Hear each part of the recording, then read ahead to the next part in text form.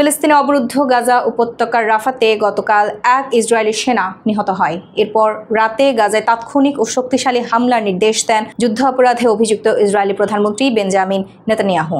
তার নির্দেশের কয়েক ঘণ্টা পর গাজায় নতুন করে বর্বরতা শুরু করে দখলদারি সেনারা।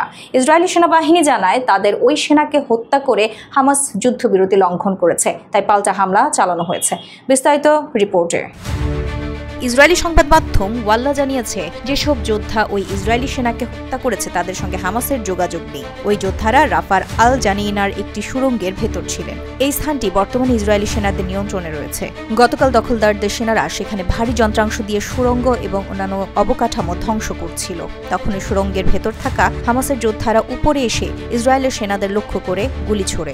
ওয়াল্লা বলছে, সুড়ঙ্গটি যখন ভেঙে পড়ছিল তখনই যোদ্ধারা বেরিয়ে আসেন। এর সঙ্গে হামাসের নেতৃবৃন্দের অথবা ইচ্ছাকৃত হামলা চালিয়ে যুদ্ধবিরতি লঙ্ঘনের কোনো সংশ্লিষ্টতা নেই। ধারণা করা হচ্ছে ওই সুড়ঙ্গের ভেতর এসব যোদ্ধা কয়েক মাস ধরে অবস্থান করছিলেন, আর সেখান থেকে হামাসের যোদ্ধাদের বের হতে দেখে ইসরায়েলি সেনারাও চমকে যায়। কিন্তু নেতানিয়াহু হামাসের ওপরে দায়ভার চাপিয়ে গাজায় ব্যাপক হামলার নির্দেশ দেয়। এতে করে 104 ফিলিস্তিনি বিনা দোষে প্রাণ হারিয়েছেন। একদিনে শতাধিক মানুষকে হত্যার পর দখলদাররা আবারও বুধবার থেকে যুদ্ধবিরতি কার্যকরের ঘোষণা দিয়েছে।